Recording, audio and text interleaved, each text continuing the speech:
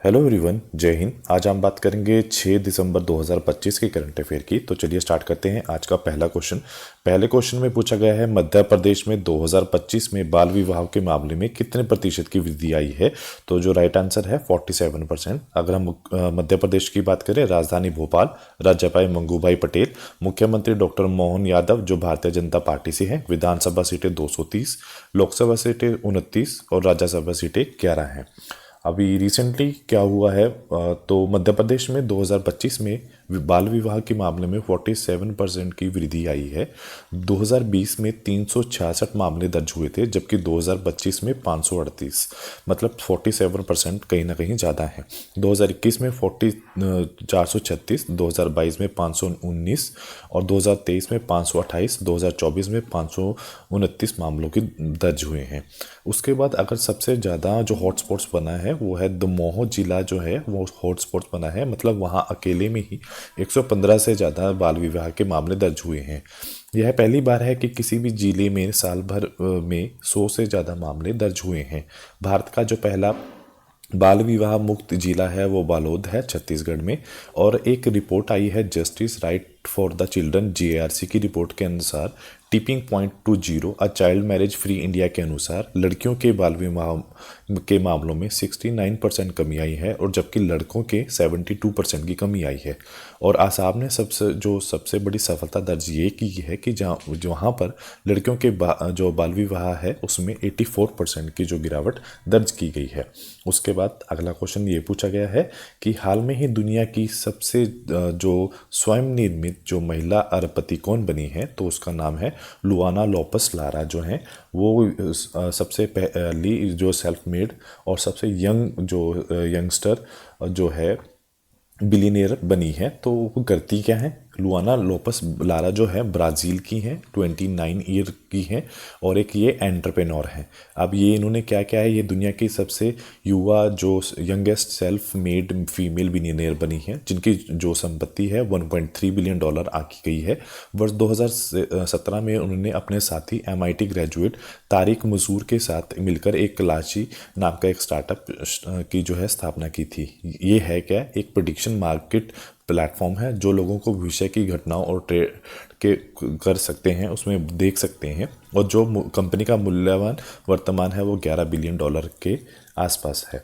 उसके बाद अगला क्वेश्चन ये पूछा गया है, HSBC जो एक के जो नए चेयरमैन नियुक्त किए गए हैं, उनका जो राइट आंसर है तो वो है ब्रेंडन नेल्सन जो हैं वो उनका राइट आंसर है।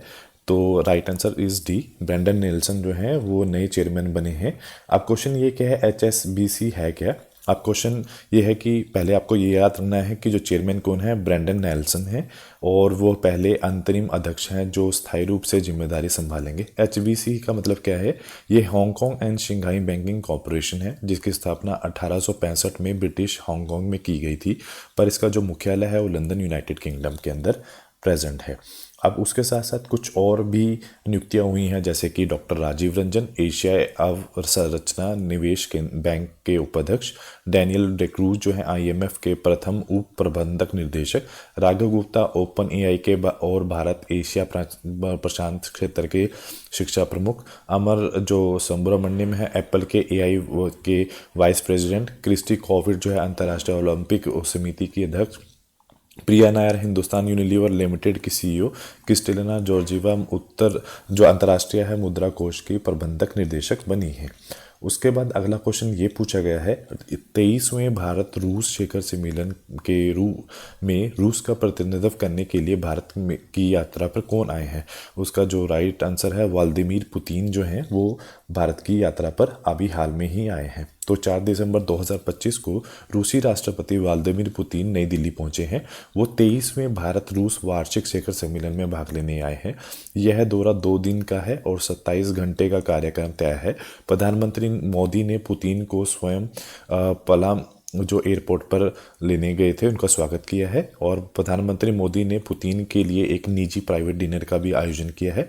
सम्मेलन में भारत रूस व्यापार के बाहरी दबाव से सुरक्षित करने पर चर्चा होगी। अगर हम बात करें रशिया की तो जो राजधानी है मास्को और जो मुद्रा है रूसी रूबल, राष्ट्रपति व्लादिमीर पुतिन, जो प्रधानमंत्री है मिखाइल मुश्तीन, महाद्वीप कौन सा है, पूर्वी यूरोप और उत्तरी एशिया, कितनी सीमाएं हैं, 16 सीमाएं लगती हैं। रूस भारत के S-400 जो 400 जो मिसाइल सिस्टम दे चुका है। ब्रह्मोस मिसाइल भारत और रूस मिलकर विकसित की है और रूस का जो पहला सोवियत संघ के नाम से जाना जाता था जब इसका विघटन हुआ 1991 के अंदर। तो अगला क्वेश्चन ये पूछा गया है, डीआरडीओ के ने हाल में ही जो रॉकेट सेल एस्केप जो सिस्टम है वो उसका जो परीक्षण है वो कहाँ किया गया है। तो जो राइट आंसर है चंडीगढ़ में किया गया है। पहला क्वेश्चन, डीआरडीओ है क्या? Defence research and development organisation, जिसकी स्थापना 1958 में हुई है। मुख्यालय नई दिल्ली में है। वर्तमान अध्यक्ष कौन है? Doctor Sameer V Kamat. जो किस मंत्रालय के अंदर आता है? रक्षा मंत्रालय, मिनिस्ट्री ऑफ डिफेंस के अंदर ये आता है। तो हाल में ही क्या हुआ है, डीआरडीओ ने 2 दिसंबर 2025 को चंडीगढ़ में उच्च गति के जो रॉकेट सेल एस्केप सिस्टम का सफल परीक्षण किया है। यह परीक्षण टर्मिनल जो ब्लास्टिक रिसर्च लैबोरेटरी है TBRL के रेल ट्रैक जो रॉकेट जो स्लेज पर जो सुविधा पर किया गया है। उद्देश्य क्या है? लड़ाकू विमानों की जो पायलट हैं उनको सुरक्षित निकासी सुनिश्चित करना। परीक्षण के दौरान जो 800 किलोमीटर प्रति घंटे की नियंत्रित गति पर चलाकर विमान जैसी स्थिति बनाई गई थी। उसके बाद अगला क्वेश्चन ये पूछा गया है, नौसेना दिवस जो है वो कब मनाया जाता है? तो उसका जो राइट आंसर है 4 दिसंबर को वो मनाया जाता है। अगर हम बात करें वो जो वर्तमान नौसेना अध्यक्ष कौन है? एडमिरल दिनेश कुमार त्रिपाठी। नौसेना दिवस कब मनाया जाता है? 4 दिसंबर को। नौसेना के जो प्रमुख 3 कमानें हैं, मतलब 3 जो मुख्यालय प्रमुख हैं, पश्चिमी नौसेना जो कमान है मुंबई में है, पूर्वी नौसेना कमान विशाखापत्तनम में है और दक्षिणी नौसेना कमान कोची के अंदर प्रेजेंट है। उसके बाद 4 दिसंबर को नौसेना दिवस क्यों मनाया जाता है? यह दिन 1971 में भारत और पाक के युद्ध के दौरान ऑपरेशन की याद में मनाया जाता है। ऑपरेशन जो है टेडाइट में तो 4 दिसंबर 1971 की रात को अंजाम दिया गया था। इसमें भारतीय नौसेना की मिसाइलें नकौवा ने कराची बंदरगाह पर हमला किया था। यह हमला पाकिस्तान की नौसेना को भारी क्षति पहुंचाई थी। उसके बाद अगला क्वेश्चन ये पूछा गया है कि हाल में ही तो क्वेश्चन में ये पूछा गया है कि हाल में ही जो रेलवे बोर्ड की सदस्य वित्त जो पदभार किसने संभाला है? मतलब रेलवे बोर्ड मेंबर में जो फाइनेंस का है उसका पदभार किसने संभाला है? तो उनका नाम है अपर्णा गर्ग ने ये संभाला है। उससे के बाद है रेलवे जगत से कुछ जुड़ी हुई खबरें। तो 160 किलोमीटर प्रति घंटे की रफ्तार से नमो भारत ट्रेन भारत की सबसे जो तेज गति की ट्रेन बनी है। सोनाली मिश्रा जो है रेलवे सुरक्षा बल की जो पहली महिला महानिदेशक बनी है। भारतीय रेल ने जो देश की पहली हटने योग्य सौर पैनल प्रणाली का जो शुभारंभ है वाराणसी में किया है। भारतीय रेलवे ने एशिया की सबसे बड़ी जो मालगाड़ी रौद्र का ट्रायल रन किया है। रेल मंत्री जो अश्विनी वैष्णव है उन्होंने घोषणा की कि भारत में जो पहली बुलेट ट्रेन होगी अगस्त 2027 तक चालू हो जाएगी। उसके बाद अगला क्वेश्चन ये पूछा गया है, आर्चरी प्रीमियम लीग को इंडिया स्पोर्ट्स अवार्ड 2025 में कौन सा खिताब मिला है?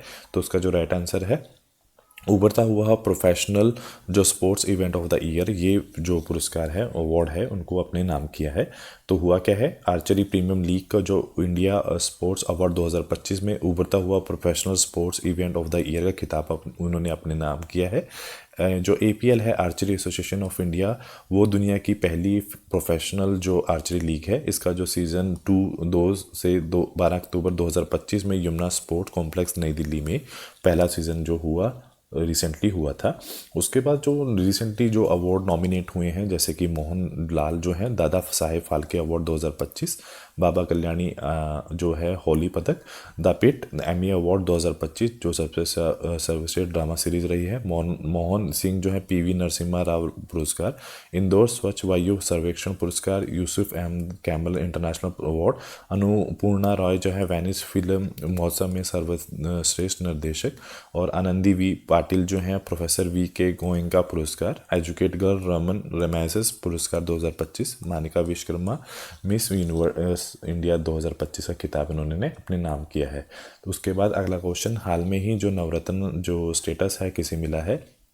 तो नुमालीगढ़ जो रिफाइनरी लिमिटेड है उनको हाल में ही नवरत्न स्टेटस मिला है। तो हुआ क्या है, नुमालीगढ़ जो रिफाइनरी लिमिटेड है उसको नवरत्न का जो कंपनी का दर्जा मिला है। ये कहाँ पर है, ये आसाम में है और ये देश की 27वीं कंपनी बनी है जिसको ये दर्जा मिला है।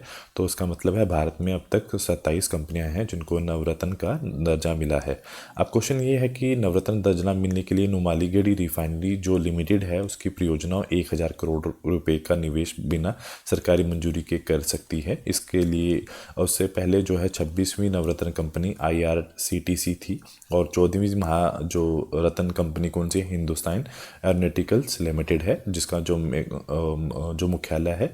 और उसके बाद आपको ये भी याद रखना है कि जो नुमालीगढ़ रिफाइनरी लिमिटेड है इनका मुख्यालय गोलाघाट आसाम में है और जो अध्यक्ष हैं डॉक्टर रणजीत राठ हैं। उसके बाद अगला क्वेश्चन ये पूछा गया है कि हाल में ही एप्पल ने किस भारतीय को अपना AI वॉइस प्रेसिडेंट नियुक्त किया है। तो उनका जो राइट आंसर है अमर सुब्रमण्यम है, उनको चुना है।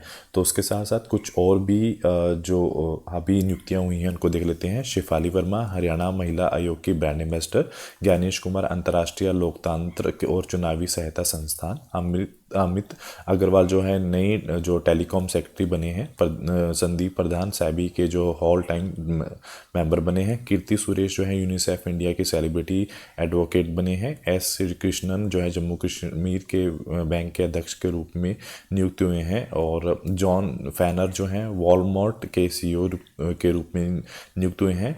शेखा नसीर अल नवास जो है संयुक्त राष्ट्र पर्यटन की नेतृत्व करने वाली पहली महिला बनी है। उसके बाद आज का जो लास्ट क्वेश्चन है ये पूछा गया है आपदा प्रबंधन और विश्व शिखर सम्मेलन 2025 का आयोजन कहाँ किया गया है। तो ये देहरादून के अंदर किया गया है।